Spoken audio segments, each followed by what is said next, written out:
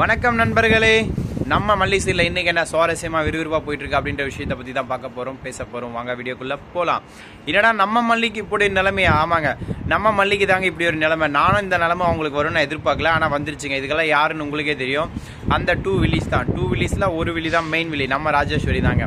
ஏன் நடந்துச்சு, இப்படி எதனால் நடந்துச்சு அப்படின்ற விஷயத்தை பற்றி பேசலாம். வாங்க வீடியோக்குள்ளே போவோம். நம்ம பெரியம்மா பிளான் பண்ணபடியாக அவங்க ஆஃபீஸ்லேருந்து ஃபைலை கொண்டு வந்து வீட்டில் வச்சு அதை மல்லி கொண்டு போய் கொடுக்கணுன்ற மாதிரி செக்யூரிட்டி வச்சு ஃபோன் பண்ணியெல்லாம் சொல்லிட்டாங்க. நம்ம மல்லியை கொண்டு போகிறதுக்குலாம் ரெடி பண்ணி கிளம்பிட்டாங்க. அப்படி கிளம்பிட்டு இருக்கும்போது தான் நம்ம ராஜேஸ்வரி இந்த வேலையை செய்கிறாங்க. என்னென்னு பார்த்தா, ஃபைல் அடி கொண்டு போகிற ஃபைலு ஒரேடி ஒன்று பரலோகத்துக்கு அனுப்புகிற அப்படின்னு சொல்லிட்டு இந்த வேலையை செய்கிறாங்க. என்னடான்னா, மல்லி கொண்டு போகிற ஃபைல் இருக்குது பார்த்தீங்களா, அதை வந்து பூஜை ரூமில் வச்சு கும்பிட்டு எடுத்துகிட்டு போ, ஏன்னா இது முக்கியமான ப்ராஜெக்ட் ஃபைல் அப்படின்னு சொல்லிட்டு நம்ம ரஜிதாவை விட்டு சொல்லுவாங்க நம்ம மல்லிக்கிட்ட. இதை நம்பி நம்ம மல்லியும் பூஜை ரூமுக்குள்ளே போவாங்க. பூஜை ரூமுக்கு போய் ஃபைலை வச்சு சாமியை நல்லா கும்பிட்டுட்டு பூஜை பண்ணிகிட்டு இருப்பாங்க. பூஜை பண்ணி முடிச்சுட்டு கிளம்பலான்றப்ப டமான ஒரு சத்தங்க. என்னடான்னு பார்த்தா, பூஜை ரூம் வெடித்து மல்லி சதுரி வெளியே உளுந்து, ஐயோ எப்பா பூவெல்லாம் பறகுது, பேப்பர்லாம் பறகுது. என்னடான்னு பார்த்தா, இவங்க பாம்பு வச்சுருக்காங்க. ஆமாங்க, பூஜை ரூமுக்குள்ளே ஒரு மணி இருக்குங்க. Ding dong dong ding dong அப்படின்னு கோயிலுக்குள்ள அடிக்கும் பார்த்தீங்களா, அந்த மணிகுண்டு இருக்குது. அந்த மணிகுண்டில் தாங்க வச்சுருக்காங்க இவங்க பாம்பு. அவ்வளோதாங்க, மல்லி பூஜையை முடித்து சுவிட்சை போட அந்த டைமில் அச்சாங்க பாருங்க நம்ம ஆளுங்க. பெல்ல முடிஞ்சுங்க, சோழி வெடிச்ச வெட்டியில் மல்லி ஸ்பாட் அவுட்ன்ற மாதிரி சீரியஸாக கிடக்குறாங்க. இந்த சத்தத்தை கேட்டு வெண்பா குட்டி ஓடி வராங்க. பெரியம்மா என்னாச்சு ஓடி வராங்க. வந்து பார்த்து, ஏ புள்ள மல்லி என்னாச்சு, மல்லியம்மாளுக்கு என்னாச்சுலாம் கதறாங்க. ஃபைல்லாம் பறகுது. என்ன பண்ணுறது தெரிய முழிக்கிறாங்க. நம்ம ரஞ்சிதா ராஜேஸ்வரி என்னமே தெரியாத மாதிரி வந்து என்னாச்சு ஏதாச்சு அப்படின்னு சொல்லி உளறிட்டே வந்து நிற்கிறாங்க. இந்த கேப்பில் தாங்க நம்ம பெரியம்மா தூக்கு போகலாம் அப்படின்னு சொல்லிட்டு மல்லியை தூக்கிட்டு வெளியே வர, நம்ம ராஜேஸ்வரி பிளான் பண்ண மாதிரியே ரஞ்சிதா விட்டு காரோட அந்த டயரை பஞ்சர் பண்ணி விட்டுறாங்க. பஞ்சர்னா காற்றை ஏர் பின் எடுத்து பிடுங்கி விட்டுறாங்க. ஆமாங்க, ஒரு டயரை பிடுங்கினா பரவாயில்ல, 2 டயரை பிடுங்கினா பரவாயில்ல, 4 டயரை பிடுங்கி விட்டுருக்காங்க. ஒரு வண்டியில் ஒரு ஸ்டெப்னி தான் வரும், ஒரு டயர் பிடுங்கினா மதி இல்லை, அதை கூட ஸ்டெப்னி மாற்றிடுவாங்க சொல்லி 2வது டயரை பிடுங்கினா ஓகேங்க. 4 டயருமா காற்று பிடுங்குறது, என்னங்க பொழப்பு இதெல்லாம். ஸோ சார், இப்படி பிடுங்கிருக்க. இதை பார்த்த உடனே என்ன பண்ணுறது ஏது பண்ணுறதுன்னு தெரியாமல் நம்மளோட பெரியம்மா இருக்க பார்த்தீங்களா, அவங்க யாராவது உதவி பண்ணுங்கன்னு சொல்லி கத்திட்டு வெளியே விடுறாங்க. அந்த டைமில் தாங்க ஹீரோமே நம்ம அரவிந்த் வராங்க. அந்த வழியாக என்ன சேதாச்சு மல்லிக்கு இப்படி தான் ஆயிடுச்சுனோடனே மல்லியை தூக்கிட்டு ஓட்டி வந்து வண்டியில் போட்டு தூக்கிட்டு போகிறாருங்க.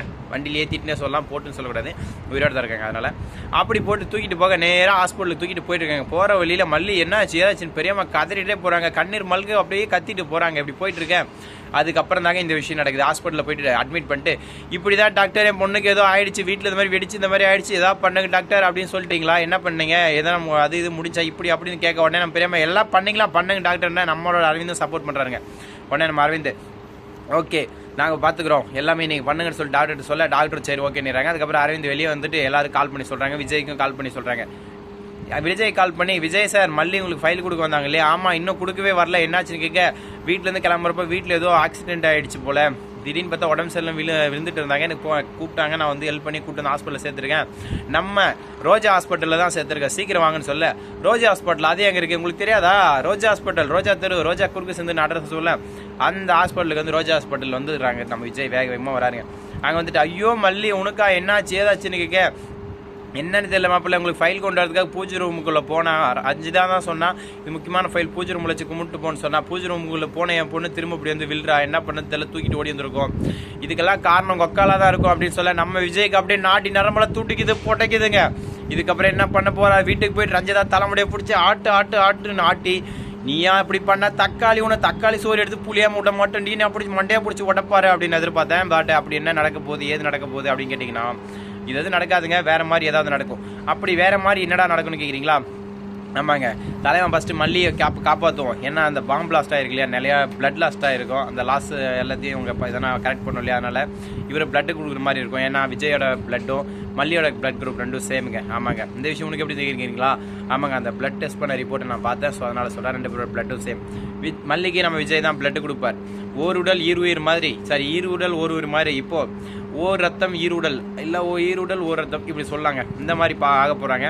ஸோ அதனால் இனிமேல் நம்ம மல்லியோட உடம்புல ஓடுறது விஜய் ரத்தம் அப்படின்னு யாராவது சொன்னால் வாய் மேலே போடுங்க, ஓகேங்களா. மல்லி கஷ்டப்பட்டு உழைச்சி சம்பாதிச்ச ரத்தம் அப்படின்னு சொன்னோம், ஓகேங்களா. ஸ்டீல் இப்படி போயிட்டுருக்கு. இதுக்கப்புறம் மல்லிசீரில் வேறு என்ன விறுவிறுப்பான சுறுசுறுப்பான சுவாரஸ்யமான விஷயங்கள்லாம் நடக்க போகுது, வரப்போகுது, செய்ய போகுதுன்ற அப்டேட்ஸ் எல்லாம் அடுத்தடுத்த வீடியோவில் கொடுக்குறேன்.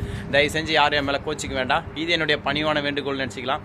இதுக்கப்புறம் அடுத்த வீடியோவில் சந்திக்கும் வரை உங்களிடம் விடைபெறுவது. This is your all. Thank you so much. Tata, see you. Bye bye.